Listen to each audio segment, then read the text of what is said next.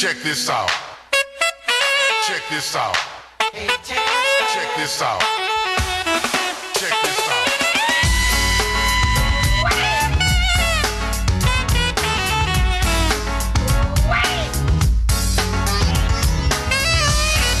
Check this out. Check this out.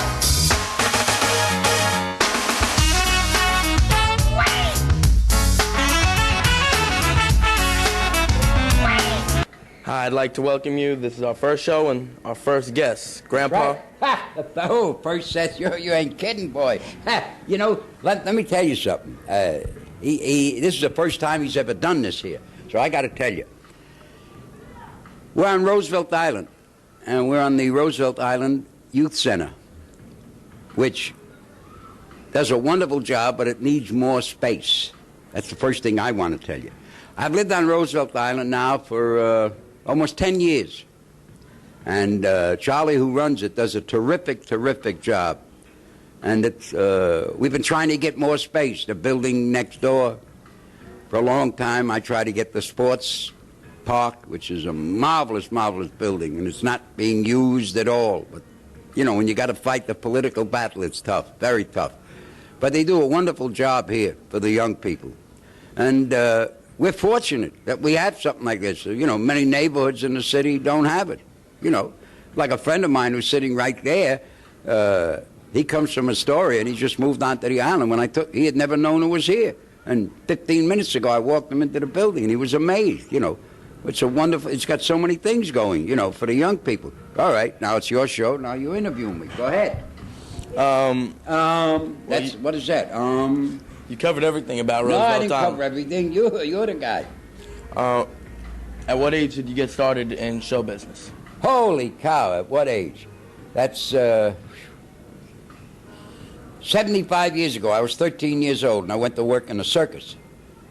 And was it different back then than it is now? Well, how did show business change over time? Oh, it's changed quite a bit, quite a bit. Well, first of all, 75 years ago, there was no television. You know, practically everything was live, except radio. And I worked in the circus, and I worked in carnivals. I worked in vaudeville. I worked in burlesque. I worked in radio, did about 18 years of radio. Started out in Chicago at WGN in Chicago. That's the largest radio station, still is, in the Midwest. And then went to WLW, which the only claim to fame that had was the home of the Lone Ranger, where they used to do that show. And then I came to New York, which was, quote unquote, big time radio. And I worked, then television came along. Very fortunate, I did 3 TV series. Sergeant Bilko, Car 54, Where Are You? And what most people know me from was the Munsters. I played Grandpa. And I did shows on Broadway, off-Broadway. I've been a performer now for 75 years. That's a long time. Yeah, it is. It's a long time to do anything. It's even a longer time if in 75 years you don't have a bowel movement. Oh, boy, that's terrible. What do you like doing better, TV, movies, or theater, or radio? That's a good question. That's a good question. I'm often asked that question. The thing I like best is when there's an audience. Of course, you know, in TV, the only audience are the people working at the studio behind the camera, or in film, same thing. In radio, there's no audience. I enjoy all of them, but what I like best is working in front of an audience, because you develop a certain chemical rapport. It's like if you ask, you like basketball, don't you? Yeah. Right. Okay. You have a favorite basketball player? Probably Michael Jordan. No? Who? John Starks. John Starks. Oh, well, you belong in radio then. You don't. But anyway, no. No, he's a nice guy. I know John. I know. If you ask a basketball player, or a baseball player, or a football player, how would they feel if they performed and there was nobody in the stands?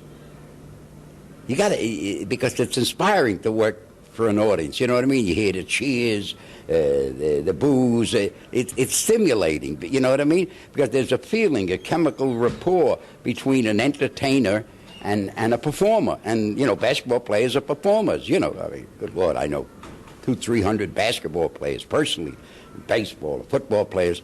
And it's a big difference. If you can imagine a basketball game, let's say the Knicks were playing Chicago next week, and there was nobody in the stands. It's a terrible feeling for the players. Terrible feeling. So I love an audience. What was the break for your career? What job did you get that was that break for you that pushed you over the edge and got you more and more jobs? To be truthful, I never had a break, really. I just went from one job to the other. There wasn't one thing. If you mean by that, of course, because television is watched all over the world. I was in Tokyo, and I saw myself in Japan speaking Japanese. I saw it in Mexico City speaking, Spanish. And I've seen it in France speaking French. And so people, of course, see me and know me all over the world because of that. But that's simply because that's that kind of medium. Wherever there's electricity or a battery, you can watch television. If you're working in radio, you're very limited, to the particular geographic area. And if you're working in the theater, the only people that see you are the people who bought tickets that night, to come to the theater. So I never really got like they say, a lucky break or something like that. I just kept working. That's all. I kept working at it. Are you still performing now? Oh yeah. I do. What I do now is because, again, of television. It's funny. I haven't done the Munsters in 33 years. But it's still shown all over the world. As you and I here are talking, you can watch it in 41 different countries in the world. It's amazing. So I do a lot of personal appearances, memorabilia shows, autograph shows. I just did a movie up in Toronto, Canada, where hope you people ain't going to be disappointed. I played the treacherous, murderous head of a drug gang. And hasn't been released. I did that up in Toronto. And a couple of weeks ago, 4 weeks ago, I was out in California and went to the old MGM studios, which is now Sony Studios in Culver City, and talked about a possible series. And I wasn't that excited about it. But I still work. To get off the subject of your career a little, every time I see you on Main Street, you always have a cigar. Yeah, here it is. How long have you been smoking cigars? Well, let me tell you, I never smoked a cigarette, except there were about 3 or 4 different times where in a movie, a director said, for the character, he thought, no, not a cigar. I want you to smoke a cigarette. Well, I have never, in my whole life, learned how to inhale. Never. I still don't. Well, you can imagine, first of all, cigar smokers, if you met 10,000 cigar smokers, maybe one inhales. Very rare. Very rare. In my whole life, I only knew my friend Joe, and I think one other guy I met, cigar smokers who inhaled. Now, this director wanted me, we used to call the cheapo Warner Brothers trick, was I played a tough guy shaking down a candy store, and I was to come in and get the money, and he said, I want you to smoke the cigarette, and the old thing, you inhale it, and he talks, then you talk, and he says he ain't going to do it, and you blow the smoke in his face. Well, you can't do that unless you inhale, obviously. Well, what was I going to do? That's what he wanted, this director. May he rest in peace, a nice guy. And he was a famous director from Europe. And then he came to the United States, and he was directing television. And what the heck am I going to do? So I got one of the electricians just before lunch break, and I said, "Are you going out for lunch?" And he said, "Yeah, what do you need?" I said, "Would you go and buy me 2 packs of cigarettes?" I saw he smoked, and try to teach me how to inhale. Well, I had the hottest, rawest, I mean, my throat was in shreds, and I still couldn't do it. I couldn't do it. And he said, "Okay," the director said, "all right, now we're going to go into the candy store. Al, you ready?" I had to go over. "Mr. Brown, I have a little news for you." And he was from Germany, and he had a thick accent. And I said, "You know, in the scene, this particular scene, you want me to smoke, and then he talks, and I talk, and he talks, and I blow the smoke right in his face. Yeah, that's what I want. Yeah." "I can't do it." "What?" I said, "I never smoked a cigarette in my life, Mr. Brom. I don't know how to inhale. I just went through 2 packs of cigarettes, 40 cigarettes in about 35 minutes. I'm dying. I'm on fire." The guy tried to teach me, nice guy. I can't do it. He cursed about 4 or 5 times. He said, "All right, smoke a cigar." I just never learned how. I never learned how. How long have you been living on Roosevelt Island, and what made you choose this as a place to live? Well, we were living right across the river. Matter of fact, I still have an apartment on 48th Street and First Avenue, right across the street from the UN. And my wife used to come here to play tennis. We had a friend who lived in Westview, and he doesn't live here anymore. He was one of the editors of Physics magazine, so they moved that magazine down to Washington, D.C., and he moved. He's one of the editors. And she came home one day. She used to come and play tennis, you know, in the tennis club. Mm-hmm. And she said, "You know, it's a nice place." I said, "Why don't you look for an apartment if you want to move there?" So she did. And we're here now almost 10 years. Yeah, 10 years. How long are you here? I've been living here moved here when I was 5, so 12 years now. Yeah, right. You're an older resident than I am. Do you like it here? Oh, very much. Otherwise, I wouldn't stay. I do. I enjoy it very much, Roosevelt Island. I tell, a million people wherever I go, First of all, most New Yorkers never heard of it. I buy a lot of stuff from catalogs. And they say, "What's your address?" I say, 575 Main Street. What's the zip code? New York, 10044. There's no Main Street in New York. I said, "Oh, really?" "No." "Well, there's a Main Street in Quip." "I'm telling you, there's a Main Street." "Where?" I said, "On a little island in the middle of the East River." They don't believe that there's a Main Street, So it's amazing how many people who live in Manhattan, they know that something goes on a wire, and where it goes, they don't know. And when it gets to where it goes, they don't know if anybody lives there. We enjoy it very much. I enjoy the island very much. I enjoy the people who live here very much. Okay, well, thank you very much for being on the show. My pleasure. Nice to talk to you. My pleasure. Okay, thank you. Bye.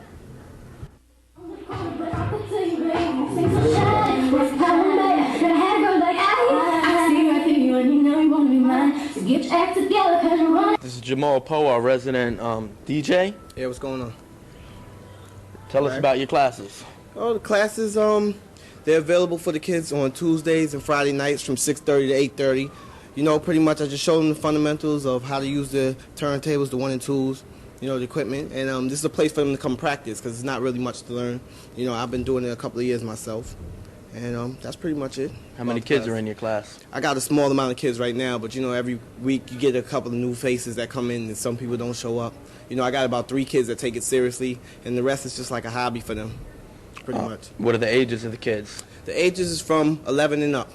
So from 11, if you're 11 years old, you can join. I got a couple of kids that's 9 years old that I make exceptions for, but when you're 11 and up, some people come, they're even 21 years old even, so it's like unlimited. All right, well, you want to learn how to DJ? This is your man. Do your thing. All right, man.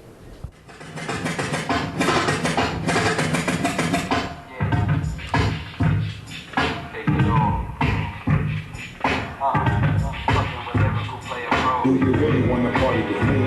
Let me see what you got for me. Put all your hands with my eyes to see. Straight up, rather than the place to be. If you really want to party with me, let me see what you got for me. Put all your hands with my eyes to see. Straight up, rather than the place to be. If you really want to party with me.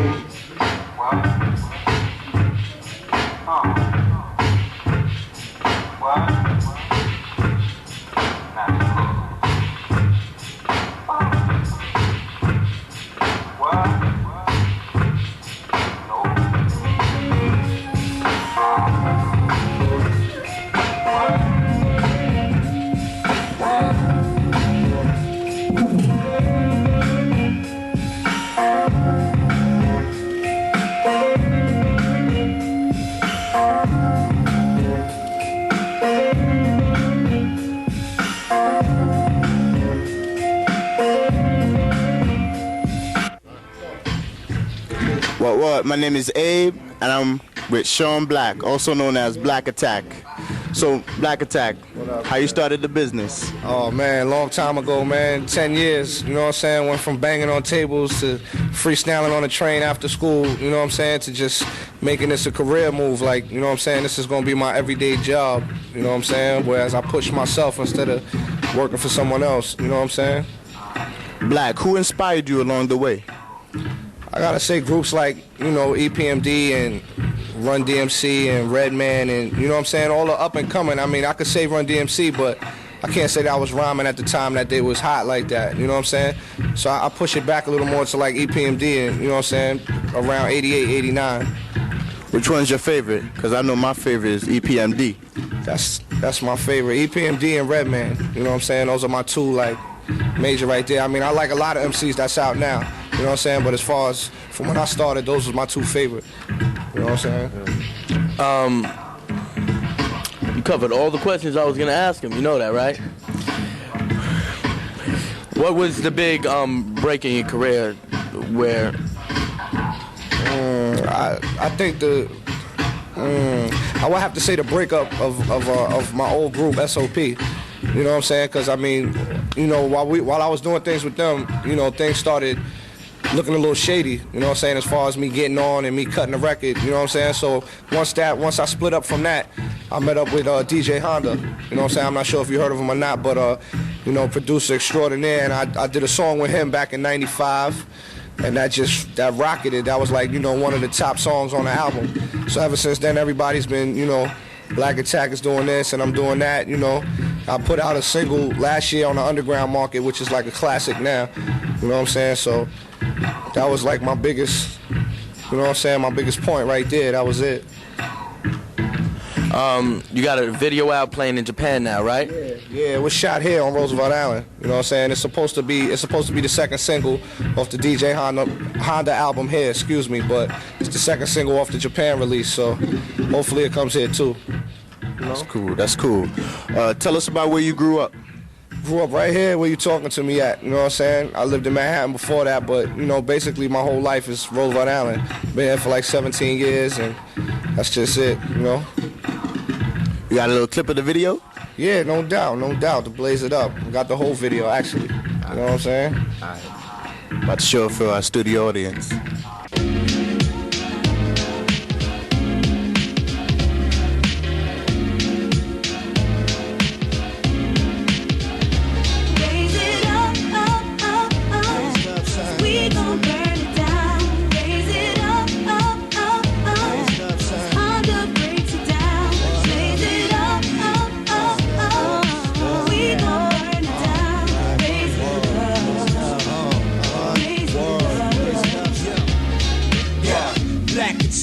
Yes, indeed. Ready to set this shit off no matter what the speed. Cause I flips my delivery uncontrollably.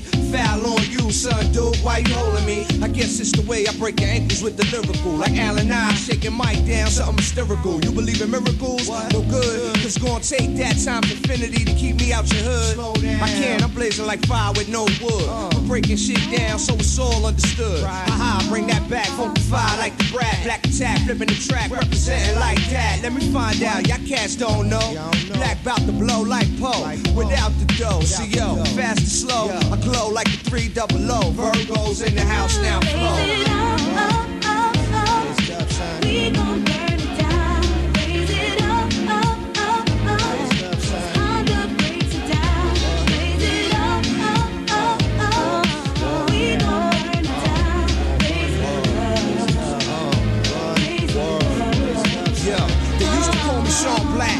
Known for being a trooper like a Suzu. Not worry about what you do. Black magic like voodoo, but still proceed to shoot my lyrics right through you. You ask for a battle, son, I bring it right to you. Rep the Roosevelt Island, run with A and B. Got props all over the world like the BCC. We be the illest. Strong arm niggas like Kevin Willis. I feel it. Time to let them know who be the realest. Fake cats play the back while I get this dough. You can bring your best, but you never match this flow. Black the new kid, the one you never heard of. The nigga that's on some cool out shit, but lyrically committing murder. Touch tracks up, from the back up. Niggas better stop slacking off and twist the sack up. This the black attack shit, what? Y'all niggas know how I go. Y'all can never stop the flow, that's my word, baby, bro. We gon' burn it down. Raise it up, up, up, up. No, I'm a punching on the second part, I'm a punching from Raise it up, up, up, up. We gon' burn it down. Raise it up, up.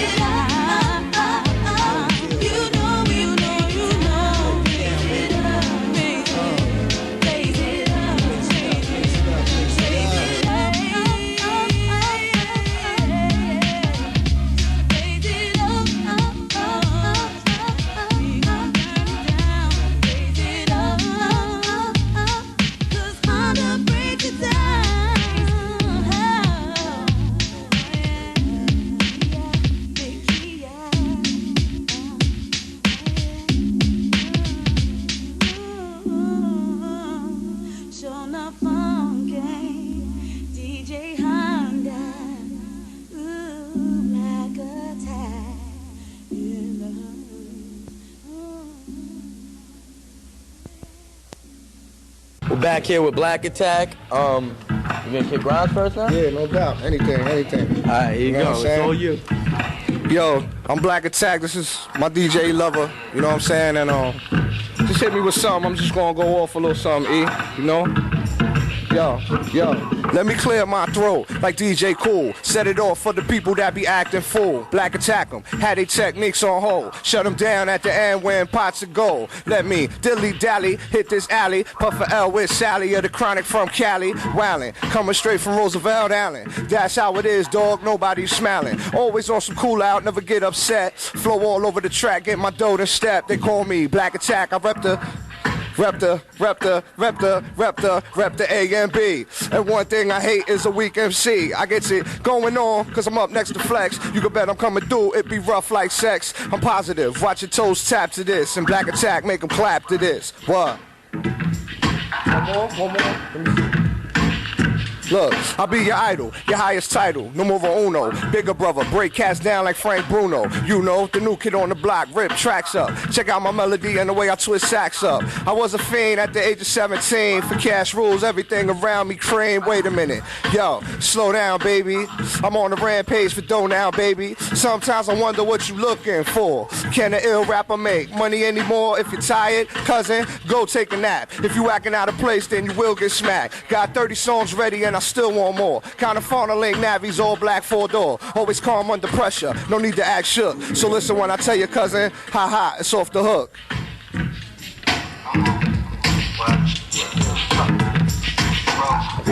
That's it? All right. Sean Black, ladies and gentlemen.